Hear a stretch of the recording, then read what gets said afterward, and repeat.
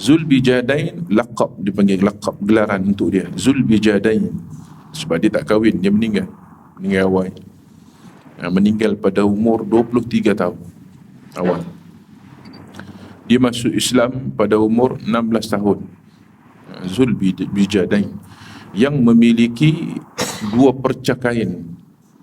Dia hanya pakai kain seperti umrah, seolah-olah seperti umrah, kain bawah, kain sarung dengan baju dia tutup kain. Zulbijadain.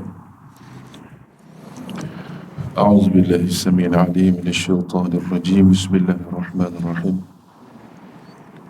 Assalamualaikum warahmatullahi wabarakatuh. Innal hamdalillah nahmaduhu wa nasta'inuhu wa nastahdihi wa nastaghfiruh. Wa na'udzu billahi min shururi anfusina wa min sayyiati a'malina. Man yahdihillahu fala mudilla lahu wa man yudlilhu fala hadiya lahu.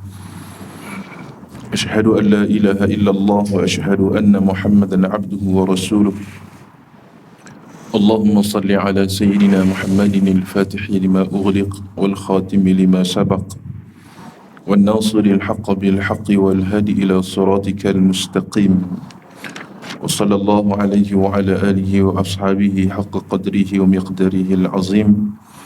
Allahumma salli ala sayyidina Muhammadin an-nur المذهب للنسيان بنوره في كل لمحة ونفس عدد واسعه علمك أمين. سبحانك لا فهمنا إلا ما فهمتنا إنك أنت الجواد الكريم. سبحانك لا علم لنا إلا ما علمتنا إنك أنت العليم الحكيم. اللهم يسر ولا تعسر ربي تمم بخير. أما بعد. Alhamdulillah, pertama dan selamanya kita memanjat syukur pada Allah Subhanahu wa taala. Kesempatan sekali lagi kita diberi ruang, peluang. Kita duduk dalam rumah Allah Subhanahu wa taala untuk sama-sama mengkaji, berkenalan dalam majlis ilmu ni dengan sahabat baginda Nabi sallallahu alaihi wasallam. Dan insya-Allah malam ni kita berkenalan dengan seorang lagi sahabat Nabi sallallahu alaihi wasallam, iaitu yang disebut ataupun digelaran dia Zulbijadain. Zulbijadain. Mungkin ada yang pernah dengar, ada yang tak pernah dengar. Nama dia Abdul Uzza, lalu ditukar oleh Nabi sallallahu alaihi wasallam dengan panggilan Abdullah Al-Muzani. Abdullah Al-Muzani. Al-Muzani ni nama suku kaum dia, Al-Muzani. Gelaran para sahabat memanggil dengan Zulbijadain, orang yang memiliki 2 kain. Sahabat ni gelaran-gelaran dia ada. Kunyah, kebiasaan kunyah yang kita sebut menjadi kebiasaan orang Arab ni, mereka akan letakkan laqab kunyah tu, kunyah kepada nama anak yang sulung. Nama anak yang sulung. Yang sulung nama apa anak dia, maka diletakkan Abu sekian-sekian. Abu Abdurrahman. Zulbijadain, laqab, dipanggil laqab, gelaran untuk dia. Zulbijadain, sebab dia tak kahwin, dia meninggal awal. Meninggal pada umur 23 tahun awal. Dia masuk Islam pada umur 16 tahun.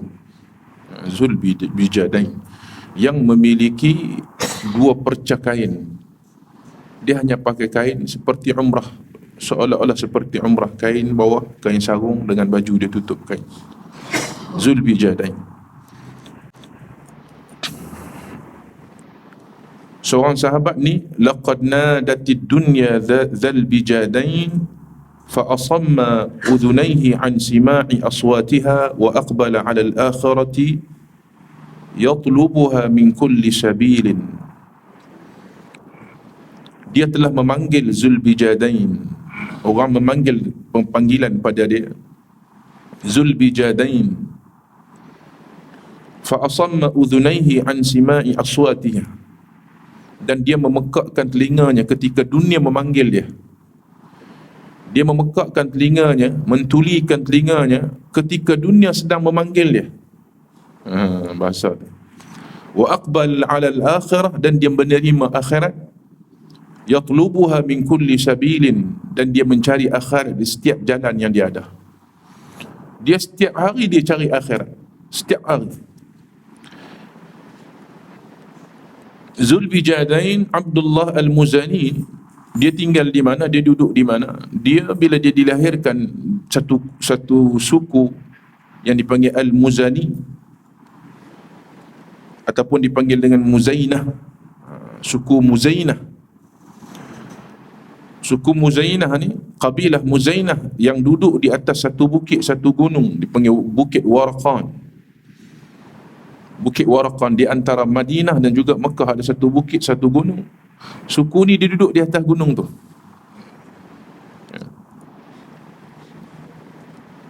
Gunung tu sangat tinggi, gunung tu sangat cantik. Nadirudz Zura,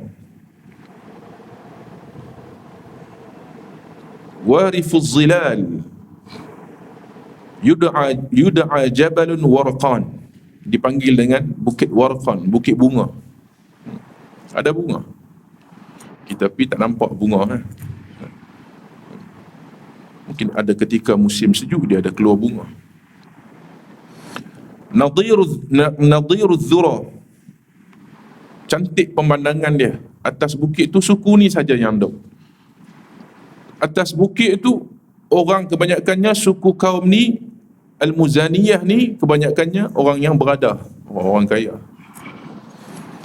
Antara yang terkaya di kalangan Muzani ni pak menakan kepada Abdullah Al-Muzani ni. Pak menakan dia. Mak ayah dia orang susah. Tak semua. Mak ayah dia orang susah, maknya orang susah miskin, ayahnya orang susah miskin. Lalu paman dia, pak menakan dia ni kaya raya, harta dia banyak, tak ada orang nak warisi harta dia. Tiba-tiba dapat anak menakan, lelaki pula, waris besar. Dia minta kepada adik dia nak jaga budak ni. Dia nak jaga, dia nak ambil budak ni. Serahlah sebab dia pun susah, bagilah pak menakan jaga. Dia kalau kita jaga pun jaga macam anak dia juga, bukan orang lain pak menakan dia. Bila dia jaga dan dia bercita-cita harta yang dia miliki akan diwariskan oleh Abdullah. Tak ada orang lain dah. Abdullah dia akan ambil harta dia. Banyak harta dia ni, dengan rumah-rumah sewanya, kebun-kebun, ladang-ladang dia banyak. وكان يسكن هذا الجبل بطن من بطون قبيلة Muzainah. Kabilah Muzainah ni duduk di atas bukit dengan rumah mereka elok-elok, cantik-cantik macam kita tuan-tuan. Orang kaya ni duduk di lereng-lereng bukit. Cari rumah orang yang berada ni duduk di lereng-lereng bukit. Kita naik satu tempat, bila pergi satu tempat, satu bukit tu ada berapa lot saja jual. Orang kaya ada 7-8 lot saja. Satu lot berapa? 2 juta tanah saja. Subhanallah, Pak Italah, 2 juta tanah saja. Mana dah dapat cari 200,000, 100,000 lagi tak dapat. Atas tinggi lagi 2.5 juta, tinggi lagi 3 juta. Tu dia tanah saja. Kemuncak dia atas sekali tu dia ambil 5 juta. Lot tanah saja, belum buat rumah lagi. Kita naik satu tempat, tengok cantik, besar elok rumah ni, besarnya. Naik atas lagi cantik, lagi besar daripada yang kedua. Naik lagi besar yang kedua tu. Naik yang seterusnya. Subhanallah, semua ada. Bila paman dia, pak menakan dia, Abdullah Al-Muzani ni dilahirkan, dia jaga sehinggalah dewasa, umur remaja, umur 16 tahun. Dilahirkan dalam keadaan ketika Nabi SAW belum diutuskan menjadi Rasul. Nabi dakwah di Mekah 13 tahun. Dia duduk, dia dengar. Kemudian bila mana Nabi SAW hijrah ke Madinah, bermulalah fasa dia dengar tentang Nabi SAW. Bila dia dengar, dia mengkaji, dia dengar, dia mengkaji, dia mendengar. Dia tak jumpa Nabi lagi ni. Dengar sahabat-sahabat cerita tentang baginda Rasul sallallahu alaihi wasallam. Dengar saja jatuh cinta dah. Tu hebat baginda Rasul. Dengar tentang akhlak Nabi SAW, jatuh cinta dah. Sehingga kan dia ambil keputusan umur 16 tahun, buat keputusan untuk memeluk Islam. Dalam keadaan dunia di sekeliling dia, mati paman dia, dia mewarisi harta tu. 16 tahun goyang kaki tu. Tak perlu ujar. Semua dia anak, semua ada. Kenderaan diberikan kepadanya, kuda. Kuda berekor-ekor diberikan pada, sehingga kan disebut dalam sebagai riwayat sebut, kuda yang dia naik bertukar-tukar kuda. Macam kita lah, kenderaan kereta lah. Anak baru 16 tahun naik kereta, bertukar-tukar kereta. Nak pakai apa hari ni kereta? Tekan remote je, ambil remote. Pakai kereta apa hari ni? Hari ni Audi buat keluar Audi. Hari ni apa? Ferrari buat keluar Ferrari. Hari ni apa? GTR. Boleh GTR. Tu dia tuan-tuan. Umur apa? 16. Lesen baru dapat. Tak dapat lagi lesen ni. 18. 17. Nak sebut kata dunia memanggil-manggil dia, mewarisi dia. Bila mana dia dengar tentang Nabi SAW membawa iman, membawa Islam, bila lalu dia jumpa dengan sahabat, dia mengucap 2 kalimah syahadah. Mengucap dia masuk Islam. Tak jumpa Nabi lagi. Bertemu dengan sahabat, dia mengucap 2 kalimah syahadah. Dalam hati membuat-buat, bila masa yang aku boleh bertemu dengan Rasulullah, bila masa yang aku boleh jumpa dengan Nabi sallallahu alaihi wasallam. Sehingga kan bila mana dia masuk Islam, tuan-tuan, dia tunaikan syariat solatnya, baca Quran dia nak buat ibadat, dia terpaksa keluar daripada tempat yang dia duduk tu. Sebab semua penduduk tu semua menyembah berhala, Muzani. Dan dialah orang yang pertama di kalangan suku Al-Muzainah ni, suku Muzainah ni, dialah orang yang pertama memeluk Islam. Tak ada lagi orang yang sebelum dia masuk Islam. Dia orang pertama. Dan dia ambil risiko tu dalam keadaan waktu muda. Tiap kali dia nak semayang, dia akan keluar jauh di padang pasir di sana, dia solat. Tiap kali nak semayang, dia keluar jauh supaya orang tak tahu kata dia semayang, dia solat. Dia rahsiakan keislamannya selama 3 tahun. 3 tahun rahsiakan keislamannya. Bagaimana dengan bacaan Quran ni, bagaimana dengan puasanya, bagaimana dengan solat dia. Dia keluar jauh semayang.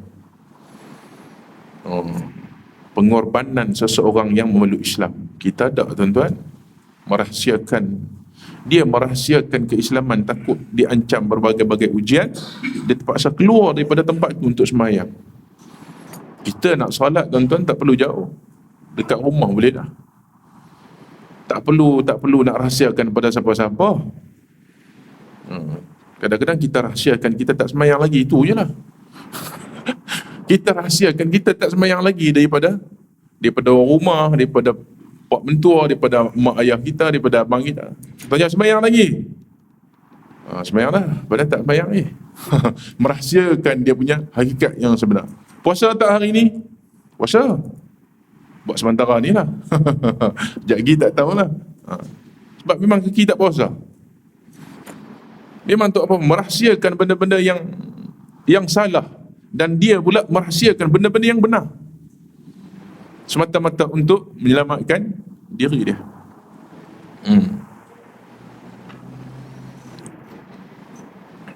Bila mana dia dilahirkan, ayah dia meninggal dunia. Yatim, anak yatim. Tinggallah ibu dia seorang yang susah. Bila pak menakan ambil jaga, dijaga, dibesarkan. Besar dalam keadaan mewah dia. Sebab itu disebut di sini, laqad nadatid dunya dzal bijadain fa asamma udhunayhi an sima'i aswatiha. Dia telah memanggil Zulbijadain, digelar pada dia Zulbijadain yang memiliki 2 helai baju saja. Maksudnya 2 helai kain pun dia jumpa. fa asamma udhunaih, dan dia membekakkan telinganya ketika dunia memanggil-manggil pada dia. Kenapa dia digelar dengan dua kain sedangkan dia anak orang kaya? Maksudnya gitu. Anak orang kaya bebas, dia boleh ambil apa saja, kuda pun banyak. Bukan ada orang lain, bukan ada abang, bukan ada tunggal. Orang jaga dia, pak menakan jaga dia. Pak menakan tak ada anak.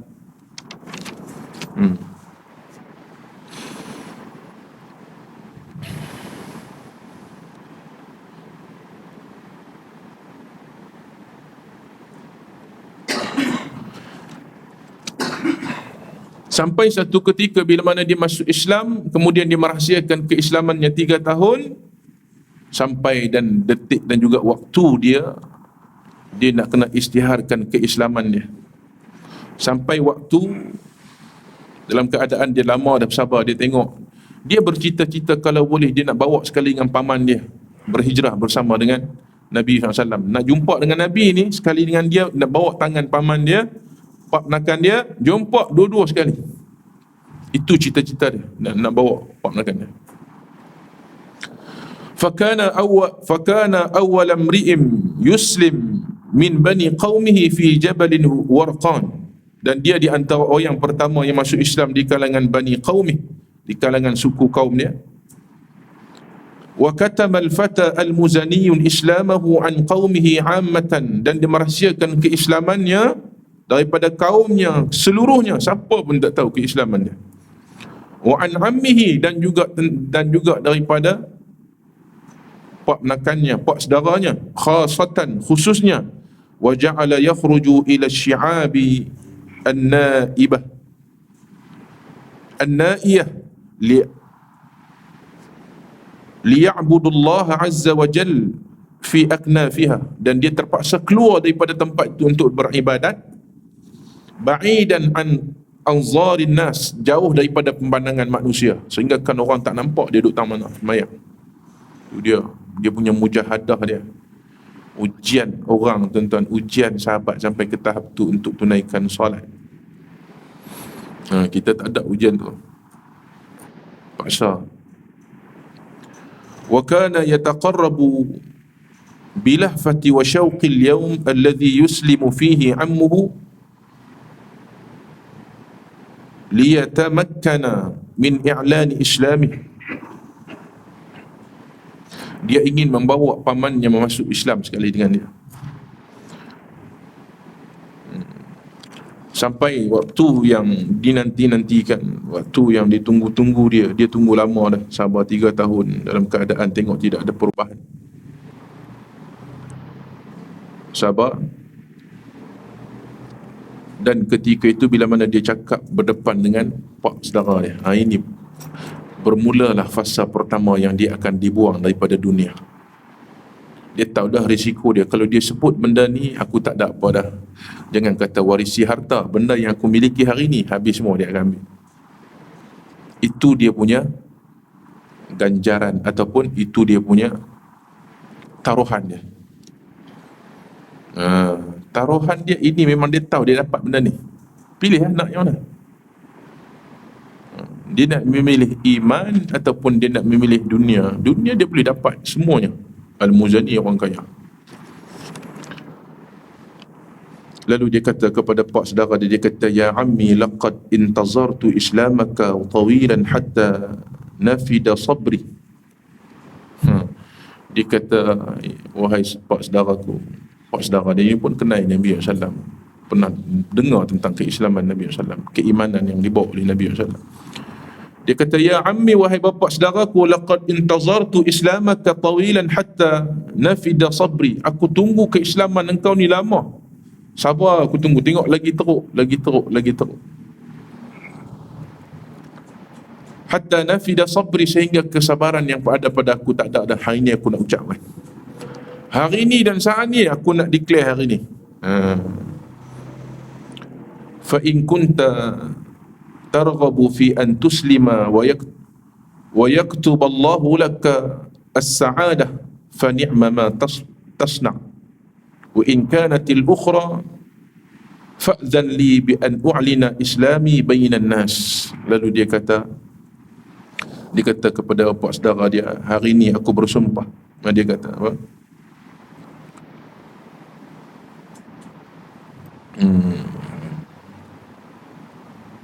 Bukan. Dia kata hari ni, wahai bapa saudaraku, hari ni aku nak sebut kepada kalian, kepada engkau, kebenaran yang setelah lama yang aku simpan. Yang telah lama yang aku simpan. Bermulalah hari ini aku telah beriman kepada Rasulullah sallallahu alaihi wasallam dan aku mengucap, aku telah pun bersyahadah mengucap tidak ada Tuhan melainkan Allah dan Nabi Muhammad itu adalah pesuruh Allah. Bila kalimah ini keluar daripada mulut dia, budak umur 16 ni, pak saudara dia bela lama, segala benda yang dia nak diberikan, kekayaan yang adanya pun dia akan diwarisi. Lalu pak saudara dia kata, waqala uqsim billat wal uzza. Merah telinga tuan-tuan, merah pada muka dia. Aku bersumpah dengan Al-Lat. Al-Lat ni sembahan mereka. Waqala uqsimu billat wal uzza la in aslamta la anza'anna min yadika min kulli shay'in kuntu a'taytuhu lak wa li uslimannaka lil faqah. Lalu pak saudara dia kata, demi aku bersumpah demi Lata dan Uzza, jika engkau masuk Islam, beriman, la anza'anna min yadik, aku akan gugurkan seluruh yang kau miliki di tangan kau, yang aku bagi pada engkau. Semua yang aku bagi pada engkau ni, aku ambil balik. Kendaraan dia, apa-apa tanahnya, rumahnya, kebun-kebun ada, ditarik balik semuanya. Hatta pakaian yang kau pakai, aku ambil balik. Tu dia tuan-tuan, baju yang dipakainya diambil balik, baju-baju yang disimpan ambil semua, baju pun diambil. Memang baju tu bukan yang dia, dibeli, duit semua duit pak saudara dia. Kulli syai'in kuntu a'taituhu laka wa uslimannaka lil faqah, dan aku akan membiarkan engkau dalam keadaan miskin dan fakir. Pergi lah. Dalam keadaan dia tak ada apa, baju-baju terpaksa dibuka sehingga kan dia cari, jumpa satu kain kebal, kita kata kain kebal, lalu dikoyaknya menjadi dua, dipakaikan kain itu, satu di bawah, satunya dia pakai di atas, seolah-olah seperti orang berumrah lalu keluar daripada rumah. Tu dia tuan-tuan, satu sen tak bawa. Ini pengorbanan sahabat. Dia keluar memilih penghijrahan, memilih Nabi sallallahu alaihi wasallam. Dan dia tahu benda ni dia akan lalui benda ni, dia tahu dah. Sebelum dia ucap kataan tu, dia tahu dah, ini yang bakal aku terima.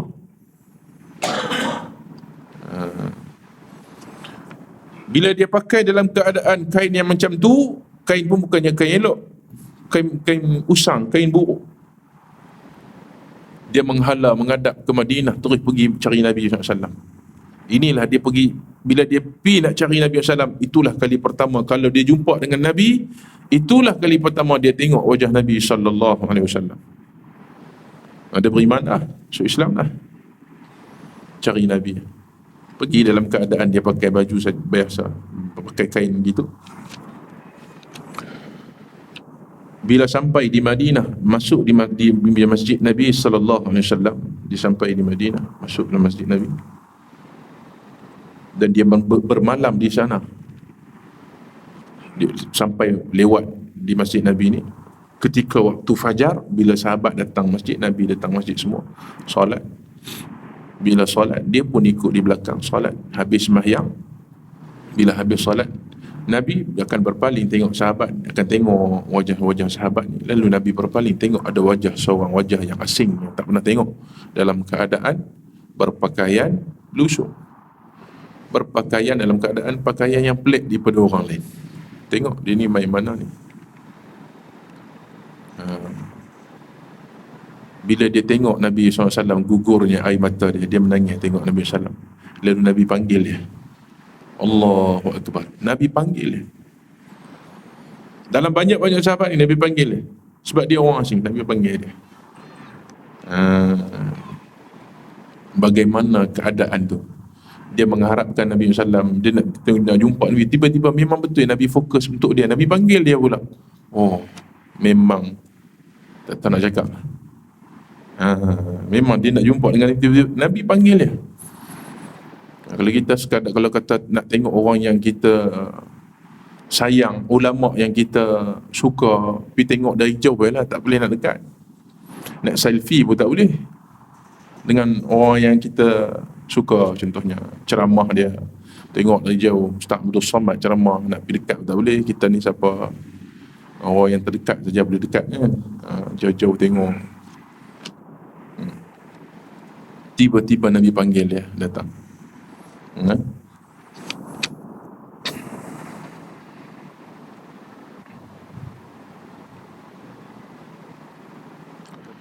Habis salat, Nabi SAW akan tengok sahabat lalu Nabi terpandang wajah yang asing dengan pakaian yang buruk, lalu Nabi memanggilnya, panggil dia.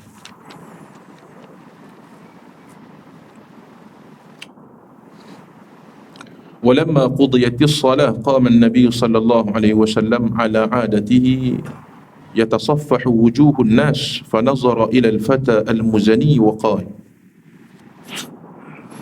Bila selesai sembahyang, kita dah cerita ni, saya dah cerita ni matan dia lah. Walamma qudiyatis salah, intihai salah, selesai sembahyang, qama an-nabiy sallallahu alaihi wasallam, Nabi bangun. Ala adatihi, kebiasaan Nabi, Nabi bangun, Nabi tengok sahabat apa ada, siapa yang tak mari, Nabi tanya, mana dia ni, tak nampak ni. Gitulah. Yatasaffahu wujuhun nas fa nazara ila al-fata. Masa tu Nabi tengok wajah yang tak pernah ditengok sebelum ni. Tengok seorang pemuda, muda lagi,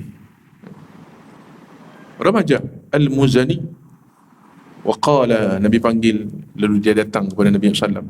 Lalu Nabi tanya kepada dia, mimman anta ya fatah, daripada mana engkau wahai fatah, daripada mana engkau datang ni wahai fatah. Dalam keadaan begini ni, dia nak merayu pada Nabi, dia nak cerita pada Nabi kerinduan yang telah lama terbuku pada dalam hati dia. Fantasaba lahu, daripada mana dan kau anak siapa? Faqala lah, masmuk, dan nama engkau siapa? Faqala Abdul Uzza, dia kata nama aku Abdul Uzza. Nabi terus jawab, Nabi kata, faqala lahu bal Abdullah, nama engkau bukan Abdul Uzza, nama engkau adalah Abdullah. Abdullah nama engkau. Abdul Uzza, hamba kepada Al-Uzza. Nabi tukar kepada Abdullah. Summa dana minhu wa qal inzil qariban minna wa kun fi jumlati adiyafina. Nabi kata, duduklah bersama dengan kami wahai Abdullah, bergabunglah bersama dengan kami menjadi tetamu kami. Tu dia. Sebelum dia sebut, Nabi tawarkan untuk dia duduk dengan Nabi SAW. Sebelum dia cerita dia dihalau daripada rumah kerana masuk Islam, Nabi dah tawarkan untuk dia, duduklah bersama dengan kami, berjamaahlah bersama dengan kami, bergabunglah dengan kami wahai pemuda,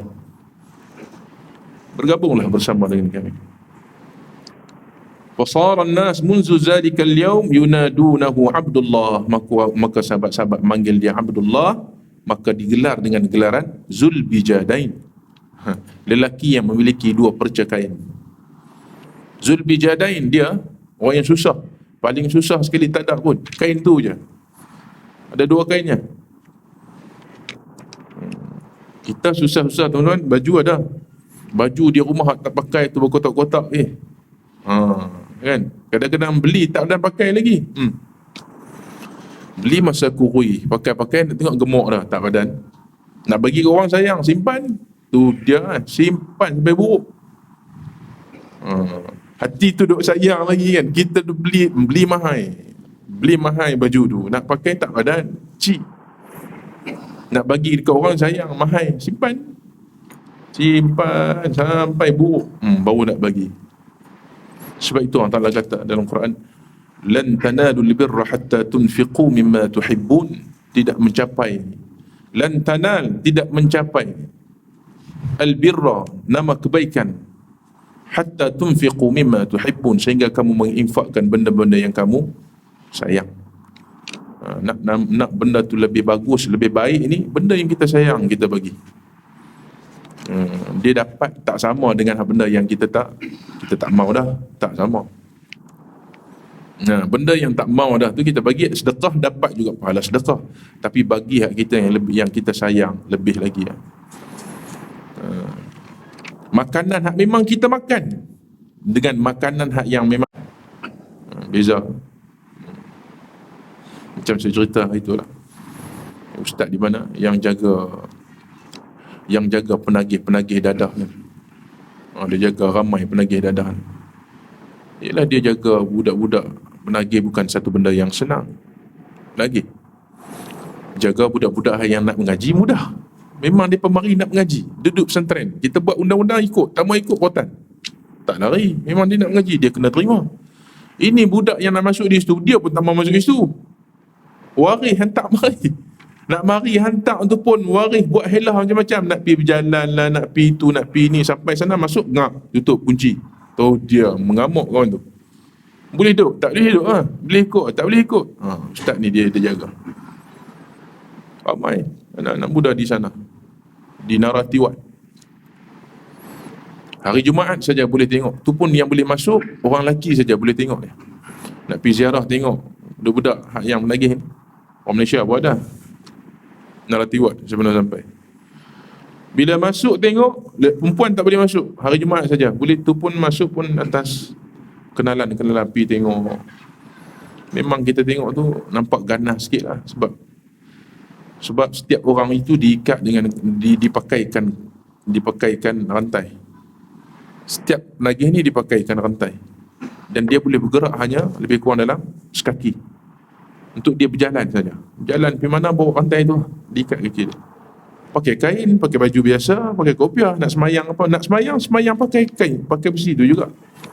Semua ada besi semayang. Cuma tak bergaul, tak campur dengan orang luar lah. Kalau campur dengan orang luar kacau juga. Pakat duk tengok ke masjid, apa cerita depan ni 50 orang bergari sekarang ni, jarang mana kan. Ni dia tak campur. Keliling pagar buluh, tak boleh nak keluar dah. Tak boleh nak keluar. Tapi yang jaga tu pun tuan-tuan bukan calon-calon orang. Maksudnya apa? Istiqamah, kekuatan dia pun hebat juga.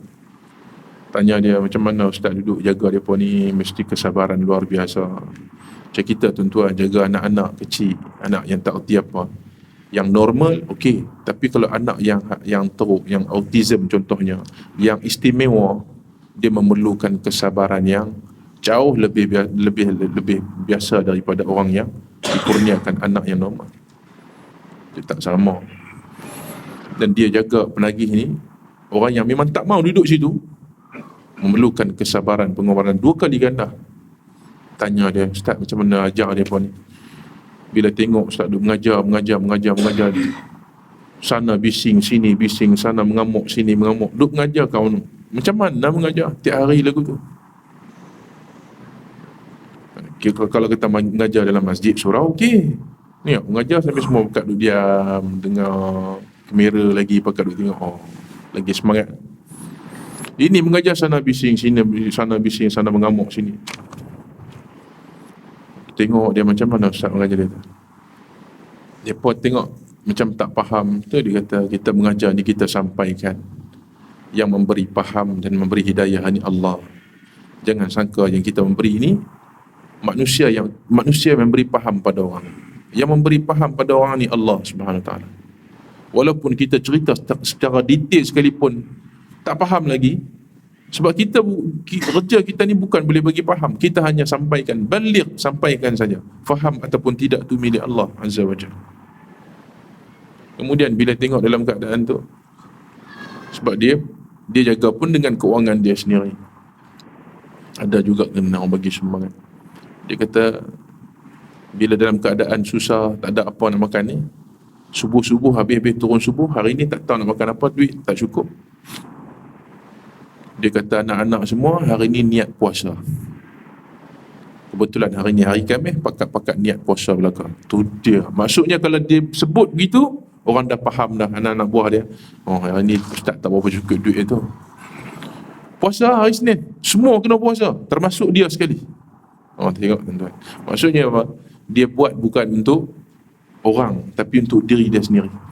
Dia kata, kalau saya makan, apa yang saya makan, itulah mereka makan. Kalau saya tak makan, semua tak makan. Oh, hebat Ustaz ni. Saya makan, apa yang saya makan, itulah mereka makan. Anak-anak saya makan, itulah mereka makan. Tapi kalau saya tak makan, semua tak makan. Puasa. Mujahadah dia. Baik. Summa dana minhu wa qala inzil qariban minna wa kun fi jumlati adyafina. Nabi suruh duduk bersama dengan kami. Nabi suruh bergabung bersama dengan kami. Nabi kata bergabunglah dengan kami. Fasara an-nasu munzu dhalika al-yawm yunadawnahu Abdullah. Sahabat memanggilnya dengan Abdullah. Wa laqabahu as-sahabatul kiram bidhil bijadain. Maka sahabat menggelar dia, laqab dipanggil. Laqab ni gelaran. Kunyah tu, kalau kata kunyah tu selalunya diambil pada nama anak. Laqab ni gelaran. Tak kisah gelaran apa, gelaran ataupun pada tempat dia, ataupun gelaran pada dia duduk di mana, orang apa, macam kita tuan-tuan. Dalam kampung nama Ismail ramai. Ismail mana ni? Haji Ma'il. Haji Ma'il mana? Haji Ma'il dia buat kopi, kilang kopi. Haji Ma'il kopi ya? Dia Haji Ma'il kopi baru faham. Ada kilang kopi. Ada 5 orang Haji Ma'il di sini. Ada seorang lagi Haji Ma'il dia buat kambing, maksudnya dia buat korban. Takkan nak bagi kambing kat dia kan? Hati-hati. Haji Ma'il mana? Haji Ma'il kambing. Jangan. Benda-benda yang kadang-kadang laqab yang dia setuju tak apa. Kata laqab yang dia tak setuju, wala tanabadhu bil alqab. Jangan kamu gelar orang dengan laqab-laqab yang dia tak suka. Kalau dia suka okeylah. Benda yang okey, kopi okeylah, dia kilang kopi. Dengan nama gelaran binatang di belakang ni, walaupun dia jaga kambing, tak apa sesuai untuk dia. Zulbijadain, sahabat manggingan 2 kain. 2 kain biasa. Walaqabahu sahabatul kiram bizil bijadain ba'da an ra'au bijadaihi wa waqafu ala qissatihi. Bila tengok dalam keadaan dia, kisah yang dia lalui, maka sahabat panggil dengan Zulbijadain. Lalu berlakunya peperangan ketika insyaAllah bagi laluan azan.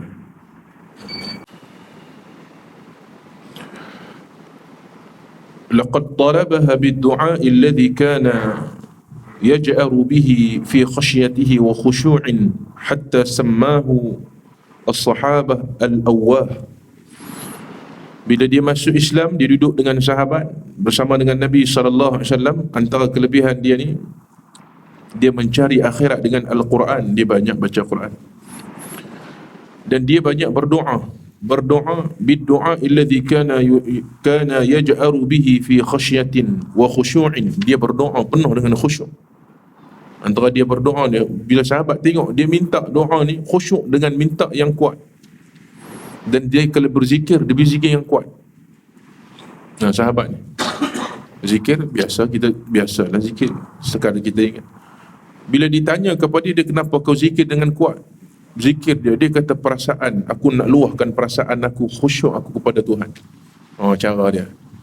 Bila dia zikir, dia sebut nama Allah, Allah, Allah, la ilaha illallah, la ilaha. Dia luahkan perasaan dia, mentauhidkan Allah Subhanahu wa ta'ala. Dengan dia sebut kuat itu untuk kita cerita. Maksudnya bagi dia nak luahkan perasaan melalui kalimah tu. Dia sebut Alhamdulillah, mensyukuri nikmat Allah. Dia sebut tu, dia nak luahkan perasaan berterima kasih kepada Allah. Kita sebut Alhamdulillah, Alhamdulillah. Cukup dah dengan khafi. Tapi dia kata, aku luahkan perasaan aku kepada Allah Subhanahu wa ta'ala. Dia rasa puas dengan sebutan begitu.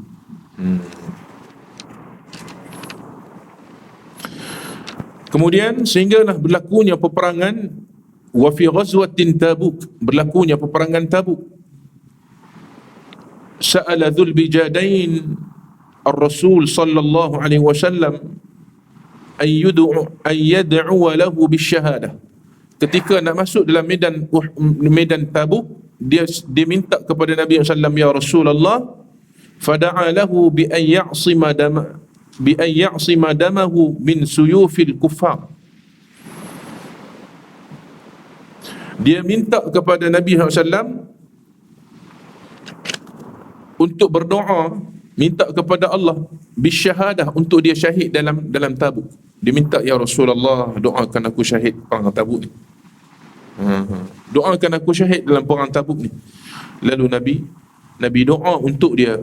Nabi doa dengan doa yang bi ayyasima damahu min suyufil kuffar. Semoga dia dilindungi daripada pedang-pedang kufar. Dia minta syahid, Nabi doa sebaliknya. Nabi doa dia diselamatkan daripada pedang-pedang kufar. Lalu bila berlakunya peperangan Yarmuk, tak syahid dia. Faqala lahu bi abi anta wa ummi ya Rasulullah, ma hadha aradtu. Dia kata, ya Rasulullah, bukan ini yang aku kendaki. Dia tak dapat syahid dalam perang Tabuk. Tu dia, aku susah hati tak dapat syahid dalam perang Tabuk. Tak dapat syahid dalam perang Tabuk, susah hati. Selesai jumpa Nabi, ya Rasulullah, bukan ini yang aku nak. Aku tak dapat syahid ni. Kita tak dapat syahid masa tu, tuan-tuan, kalau kita ma hadha aradtu. Faqala lahu alaihi salatu wassalam, lalu Nabi kata kepadanya, idza kharajta ghaziyan fi sabilillah famaratta famutta fa anta syahidun. Jika engkau keluar di jalan Allah, keluar sahaja di jalan Allah, dengan kau naik kuda, jatuh kuda kau mati, kau syahid. Kau naik kuda, jatuh daripada kuda pun kau syahid dah. Baru nak keluar pergi, tak sampai lagi pun kau syahid dah. Bukan nanti kena dengan pedang musuh. Nak masuk di medan tu, belum sampai lagi kau dah syahid dah. Kan ada sahabat yang dia perang dalam medan Uhud. Dia tak mati di hari Uhud tu. Dia meninggal keesokan harinya. Bila sahabat dibawa di pertengahan jalan nak dirawat dia, sahabat lain ada yang meninggal dalam syuhud, syahid mereka. Bila dia besok tu baru dia meninggal, sampai di tengah jalan, bila Nabi datang kepada dia, dia tanya, ya Rasulullah, aku ni kalau aku mati, aku dikira syahid dah ya Rasulullah, sebab aku tak mati dalam medan perang. Cedera aku ni, aku masih hidup, tapi kalau aku mati tengah dalam perjalanan pulang ni, aku dikira syahid dah ya Rasulullah. Lalu Nabi kata apa dia? Aku bersaksi engkau adalah syahid. Aku akan bersaksi engkau adalah syahid kalau kau mati. Maka dia meninggal dunia dalam keadaan syahid. Tapi berbeza dengan Al-Muzani ni, dia tak kena apa dalam perang Tabuk, tak kena. Sehinggalah dalam keadaan selesai perang Tabuk, hari yang kedua, ketiga, maka memang sampai ajal dia. Dia sakit demam. Dia sakit demam. Dengan sakit itulah sampainya ajal dia. Dia meninggal. Bila dia meninggal, tuan-tuan tahu keistimewaan dia, sehinggakan yang menurunkan jenazahnya dalam liang lahat, Nabi SAW sendiri yang turunkan dia.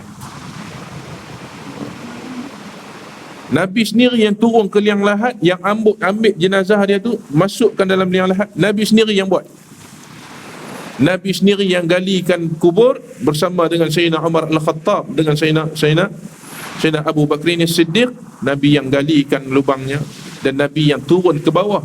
Sayyidina Umar dan Sayyidina Abu Bakar angkat jenazah tu, suar kepada Nabi SAW. Nabi sambut daripada bawah, ambil, masukkan dia dalam liang lahat. Lalu Nabi berdoa, ya Allah, aku redha kepada Zulbijadain, maka redhalah kepada dia. Allahu Akbar. Hidup singkat saja hidup dia, tak panjang hidup dengan Nabi, tapi kelebihan dia, dialah sehinggakan disebut Abdullah bin Mas'ud yang menyaksikan penyaksian ni, pengkuburan dia. Abdullah bin Mas'ud. Ya. Wa kana Abdullah bin Mas'ud waqifan yashhadu dhalika kullu. Abdullah bin Mas'ud ni dia melihat semua peristiwa ni. Nabi korek. Ketika dia bangun, dia tengok di rumah Nabi, Nabi tak ada. Tengok Sayyidina Abu Bakar, Abu Bakar tak ada. Sayyidina Umar tak ada. Mereka ni pergi mana ni? Nampak di ujung sana bercahaya tempat kuburan. Bila pergi tengok, ternyata Nabi sedang menggali kubur. Ada Sayyidina Umar, Sayyidina Abu Bakar, sahabat-sahabat yang lain. Lalu ditanya, faqala laitani kuntu sahib hadhihi al-hufrah. Siapa dia? Untuk siapa ni? Hufrah ni hufratin min hufurati. Nah, kita dah sebut selalu tu. Hufrah ni lubang. Ni kubur ni untuk siapa? Kata Abdullah bin Mas'ud, wallahi wadittu law kuntu makanahu wa qad aslamtu qablahu bi 15 sana. Bila dia saksikan, dia tengok kubur itu dimasukkan oleh Nabi SAW, Nabi yang ambil sambut dia dalam kubur, sambut dalam kubur ni, duduk yang lahat ni, Nabi yang ambil jenazah ni masukkan. Kata Abdullah bin Mas'ud, kalaulah aku di tempat dia, memang aku bercita-cita untuk jadi begini. Nabi yang sambut jenazah aku, sedangkan aku masuk Islam 15 tahun daripada dia, tapi dia dapat kemuliaan tu. Abdullah bin Mas'ud kata, untungnya dia hidup muda, baru meninggal umur 23 tahun. Hidup muda, Nabi sambut dan masukkannya ke dalam liang lahat.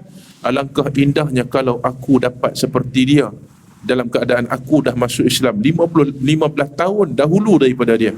Untungnya dia. Tengok, siapa dia lelaki ni? Zulbijadain Abdullah Al-Muzani. Kelebihan seseorang ni kadang-kadang kita tak nampak. Hidupnya pendek, tetapi Allah Ta'ala menerima amal ibadah dia. Amal ibadah dia. InsyaAllah tuan-tuan, semoga dapat manfaat apa yang kita sebut, apa yang kita kongsi pada malam ni. Kelebihan sahabat-sahabat Nabi SAW. Semoga menjadi pedoman untuk kita dan juga motivasi hidup, semangat dalam hidup kita, insya-Allah. Saya rasa sekadar tu kisah ringkas daripada Abdullah Al-Muzani ataupun digelar dengan Zulbijadain. Aqulu qawli hadha wa astaghfirullah al-azim li wa lakum, wassalamu alaikum warahmatullahi wabarakatuh. Bismillahirrahmanirrahim. Allahumma alimna ma yanfa'una wanfa'na bima 'allamtana wa zidna 'ilman wa ikhlasan bi rahmatika ya arhamar rahimin. Allahumma iftah 'alaina futuhal 'arifin. Rabbana atina fid dunya hasanah fil akhirati hasanah wa qina 'adzaban nar. Walhamdulillahi